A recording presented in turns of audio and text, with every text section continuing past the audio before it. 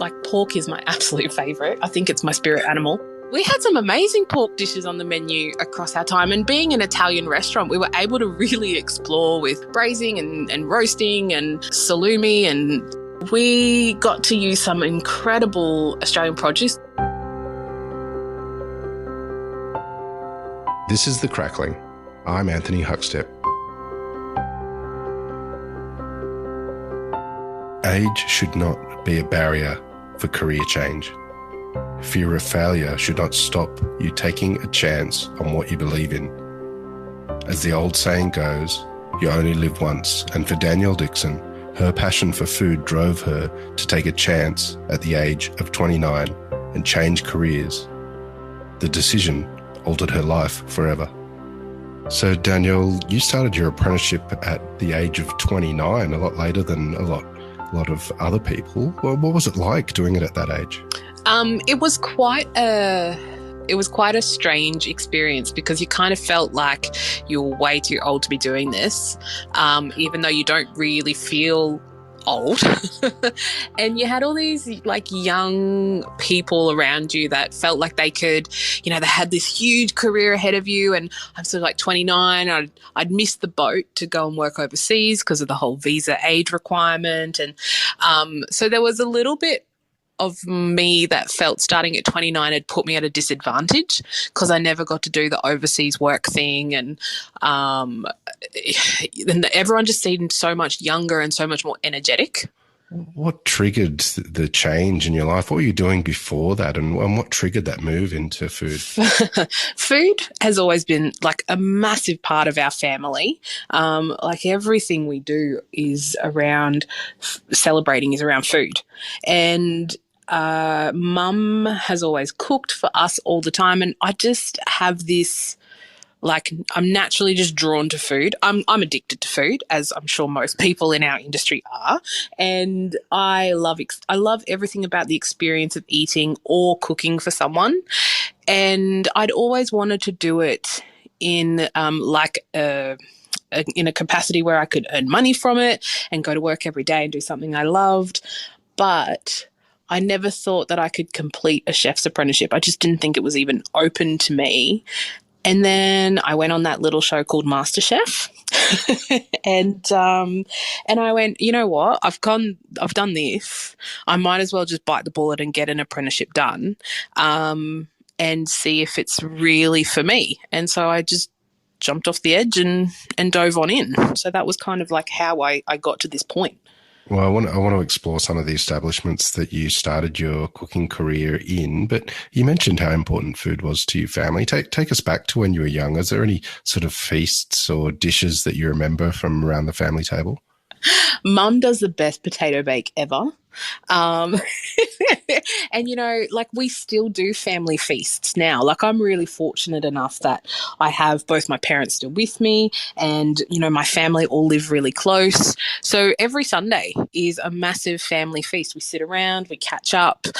Everything gets, put aside just to spend time with our together as a family. So, and the centerpiece of that is a massive table laden with food. Mum can't just cook a roast. She needs to cook 5. So we'll have like chicken and pork and lamb and beef and some kind of pasta dish and salad. And, it's crazy the amount of food. There's 18 of us. So it's a decent amount of people to feed, but there's always leftovers to last you an eternity. So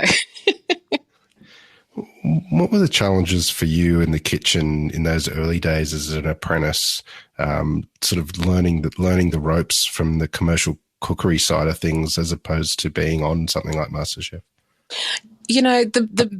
There's a misconception around MasterChef contestants in that they have an easy ride, and we all think, we know what we're doing, but most of the contestants that go on that show don't have the attitude that, I know better, or I'm a chef without doing the training.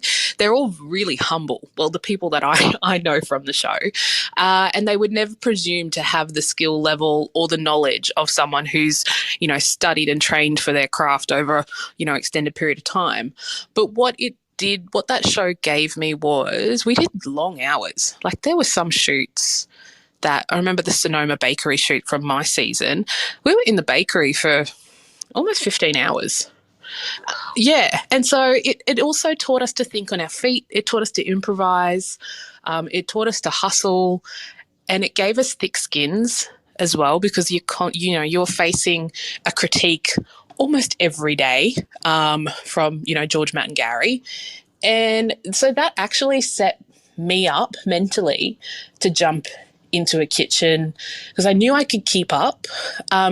What it didn't set me up for was kind of the backlash from other chefs who just thought I was in for an easy ride, or I thought that I, knew everything because I'd been on TV. But my approach has always been be humble, put your head down, put your butt up, and just work it until you know it. Would you put your head down in some of Australia's best restaurants, Key, Rockpool, Aria? Tell us about the experiences of those establishments. So I was really fortunate to do my traditional apprenticeship with Alison Tafe, who I now actually work for at the Institute of Culinary Excellence. And doing an apprenticeship with her meant I had, because she, travels all over and does her own thing as well, meant I had the flexibility to go and do stages in some of Australia's, or some of the best restaurants in Australia. I loved every minute of it, and it really helped me identify what my style was and what food I really do love. I have the utmost respect for the fine dining institutes in Australia who the chefs commit 100% to that. And, that's changing a lot now in this current era of chefs. But it was such an amazing experience, and it really opened my eyes up to the reality of this industry. And I love the hospitality industry. Like I feel it's my one true calling in life. And having that experience meant I got so much knowledge, and I was able to observe so much amazing skill level. But it also gave me a real appreciation for just what it takes to be successful. Yeah. Tell us a bit about what that is. What does it take to be successful? You've got, and like I said, it's changing. Like I see this younger generation coming through, and they have a different idea of what success is for them. It's changing a lot. I think initially, and I know when MasterChef first started, for example, there was this big uptake in, I guess, chefing and an interest in chefing because it was like all about the celebrity chef status. And that brought a lot of people into the industry, which I don't know if they realised the full extent of what it meant to get to that level where you could be recognised by your peers and the general public as, someone of influence. But what it takes to be successful in this industry is you've got to love it, and you've got to be committed, and you've got to establish relationships with those around you and be respectful of the people who've come before you.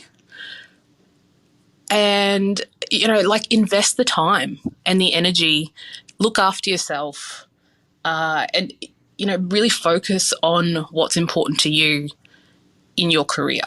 You're currently at the Institute of Culinary Excellence, but you did spend 4 years as head chef of a well-known Brisbane restaurant. Take us back to that time. What was that like for you? I always say that Bucci was my kitchen home. I just loved that restaurant, and I still get like a little bit emotional when I think that it doesn't exist anymore, because unfortunately it was a COVID victim. Or I don't know, victim's not really the right word, but I love Sean and Tanya, the owners of Bucci, really created a family there. I loved the food that we were doing. I learned so much from Sean. I learned even more from Tanya as a business owner and a woman in business. It was just a really amazing experience, and I feel like we had this really amazing time in the Brisbane dining scene where it was like you didn't have to be showy. You just had to do good food and use really good ingredients and highlight the ingredients and the produce you were using. Well, tell us a bit about the food that you had on the menu there. Are there any pork dishes that really stood out in your time there as head chef? Um, we we used to, because like pork is my absolute favorite. I think it's my spirit animal. Pigs are my spirit animal today. We had some amazing pork dishes on the menu across our time, and being an Italian restaurant, we were able to really explore with, braising and roasting and salumi, and we got to use some incredible Australian produce. Like Salumi Australia does the most incredible traditional Italian style salumi, with Australian pork and, produced, I'm going to say locally, but, Byron is northern New South Wales is kind of local, right? Um, so our porchetta, man, the amount of porchettas I've rolled and roasted and carved, but it was just good because it was just a classic dish and you had to execute it really well. You had to make sure that everything was seasoned beautifully and that, it was trimmed nicely and roasted properly. And, otherwise the customer didn't get what you were trying to put on the plate because it is such a simple thing. But we used to play around with pork dishes all the time. It was great. The porchetta is such a beautiful way to enjoy pork. What sort of accompaniments did you serve with it in the restaurant? I remember we used to roast our pork on big, thick slices of potato, and so it would absorb all the pork fat and get really crispy and awesome. And they would just be like chef snacks, like you roast the porchetta and you pull the porchetta out and it rests, and you got these chef snacks, which were roasted potatoes. And then we actually started to mash them up. And add lots of other, bits and pieces to them, and they would sit underneath the porchetta with like the roasted juices, and then just a really nice, just a really nice little rocket salad on the side because it was so rich. But it was roasted pork fat potatoes, with butter and stuff through them. It sounds crazy, but oh god, it was so delicious. When you say the pig is your spirit animal, I'm starting to believe you because you had a pig out pop-up. Can you tell us about that? Yes. I loved my pig out pop-up. So there was a time when I stepped away from Bucci for about 12 months just to take care of myself for a little bit. And Sean and Tanya had a space out the back, which was a cafe space. And I took that over and I created a pig out pop-up, and we served nothing but pork for 2 weeks. And it was awesome. Every day the menu changed. We had a staple item, which I don't even know how many kilos of pork cheeks I braised in buttermilk and then fried. But we had a KFP burger, and it was Kentucky Fried Pork cheeks. And so we would braise the cheeks overnight in buttermilk and then, dredge them in flour and fry them. And they were just nuggets of amazing goodness. And then, none of this brioche bun stuff, but a good old white seeded bun with slaw and sometimes bacon and cheese if we were, really putting it out there. And yeah, it was just it was a great pop up. And, pork sometimes gets put to the side because it's either, people look at it, it's maybe too fatty or it's too rich, but there's so many things you can do with pork. Look at the banh mi. Like it's possibly the best sandwich around. So there's salumi and charcuterie, and there's just so many great things you can do with it. It's such a versatile meat to work with. Do you have any stories of connecting with pig producers or farmers, or being on the actual farm and seeing what goes on? So that's a really big focus of what we do here with the students at the Institute of Culinary Excellence, is we connect them with producers so that they can develop those relationships and see what's out there. Like literally just on our doorstep in Brisbane, we have the Scenic Rim an hour away, and there's some incredible producers out there. One of them I have quite a special connection with because we actually got married on their farm last year. But Tomarups, so they're a dairy farm, but they actually now produce pigs as well. And Simon Furley's using them out at Hazelwood Estate. That's the pork on his menu. And they use their milk that's left over to feed their pigs. So all their pigs are milk fed, and it's gorgeous pork. and it's a gorgeous farm. And yeah, we got married there last year. So we actually had Richard Ousby cooking a pig on the spit on the farm. We made sure the pigs were in a different field that day. But yeah, it was, it was very, very local. And it's such a special place, Tomarups. Their story is incredible. I met Kay and Dave Tomarup last year through Kath Rose, who represents the Scenic Rim and kind of tries to get people to engage with different producers out there. And so Kath took me on this wonderful tour, and I met Kay, and she told me the story of how they were a Norco dairy farm. And then things didn't go quite as they needed to with Norco, so they pulled away from Norco and they now sell their dairy independently. So they had to create a whole avenue of income away from one of the major dairy co-ops, which I can only imagine for a dairy farmer is a really scary thing to do, because all of their security was gone. And so that's when they brought on pigs, and they've got a beautiful farm stay there, and they also produce amazing veal. They're very connected with their land, and they're very interested in making sure that the land is there to be able to be used sustainably for years and years and years. They're a 6th-generation dairy farm who now has diversified and is staying alive through that diversification. And it's just a really special part of the world. How important is the quality and the connection with the producer for you with your cooking and what you do?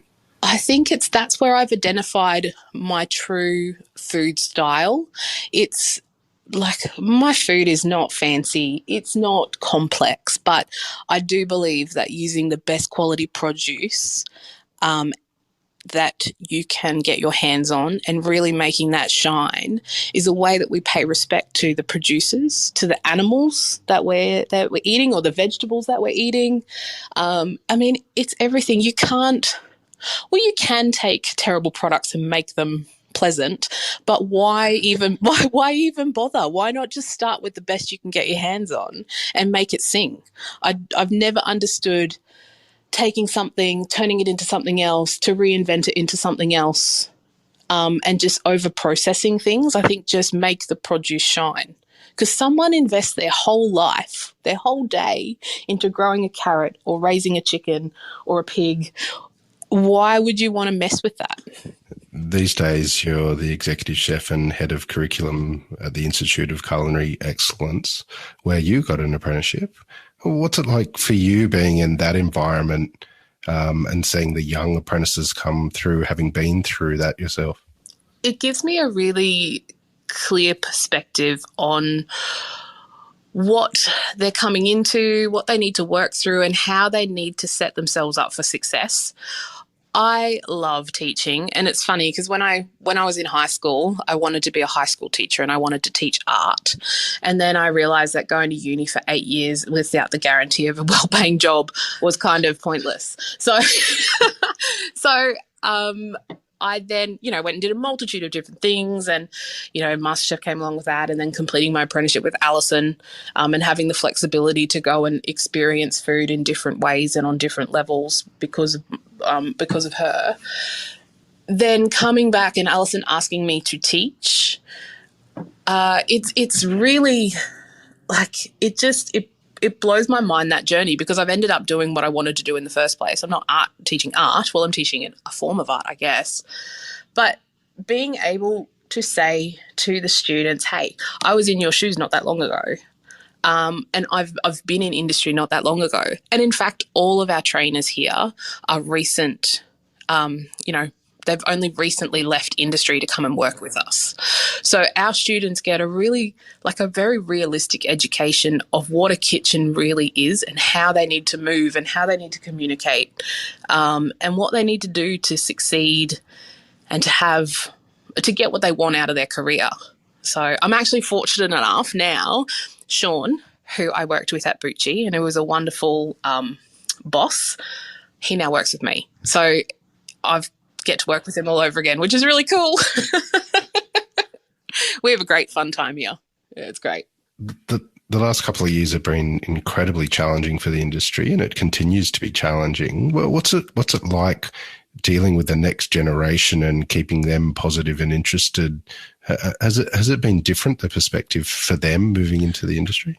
I don't think it's changed their perspective at all. I think it's been concerning because Brisbane, just like everywhere else in Australia, is experiencing a massive skills shortage, and it's almost impossible to find an apprentice who wants to commit to doing the work to become a qualified chef who actually can hold their own. I don't know how. I do know how we go about enticing more apprentices into the industry, but there's a big reform there. COVID, I think the challenging times we've faced through COVID have made people see that they can go elsewhere and do an easier job and get paid more money, which is a concern.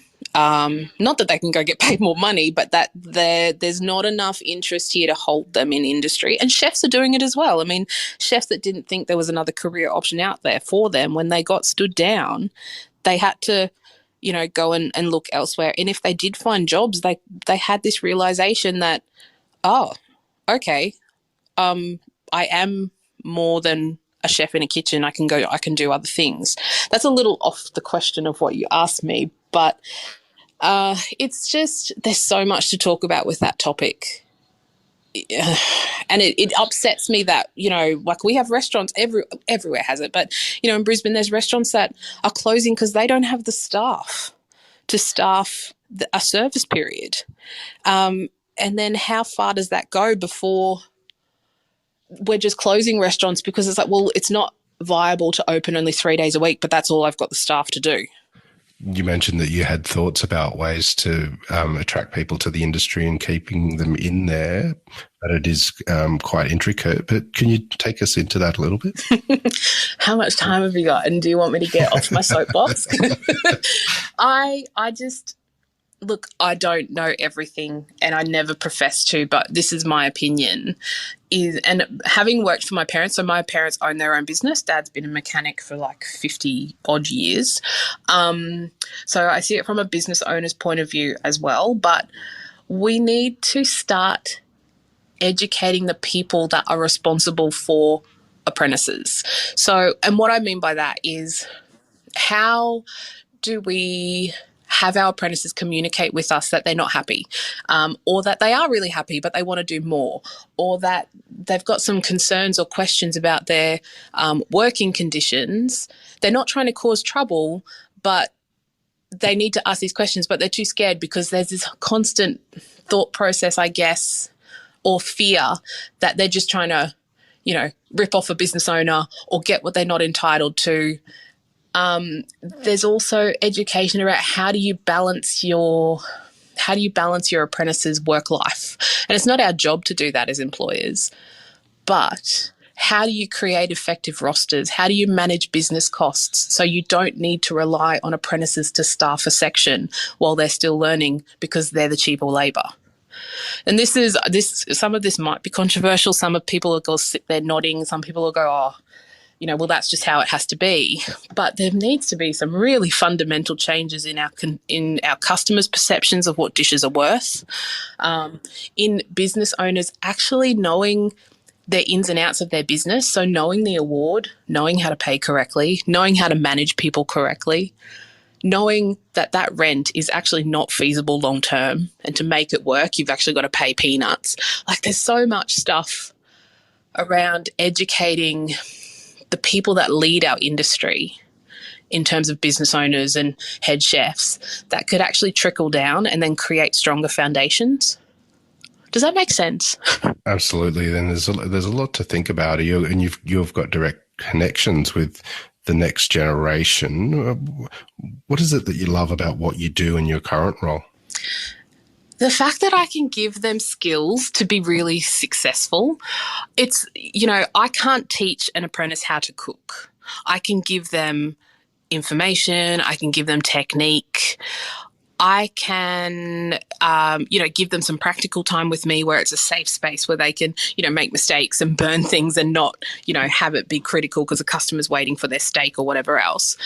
But what I can teach them is how to connect with people, how to talk to their supervisors in a way that, conveys what they need and is respectful in that way, how to educate themselves on what this industry is and what their responsibilities are, what the expectations of them are, what they should expect from their employers, but do it in a way that's lighthearted and fun. We always, it sounds very heavy what I'm saying now, but it's really about giving young people or young people in our industry the confidence to ask for things, to have conversations, to initiate relationships, to understand the business as a whole. So it's not just them forgetting to order eggs for pastry section that then creates this chain of event, which means that everyone's in the shit kind of thing. That's what we can give them here.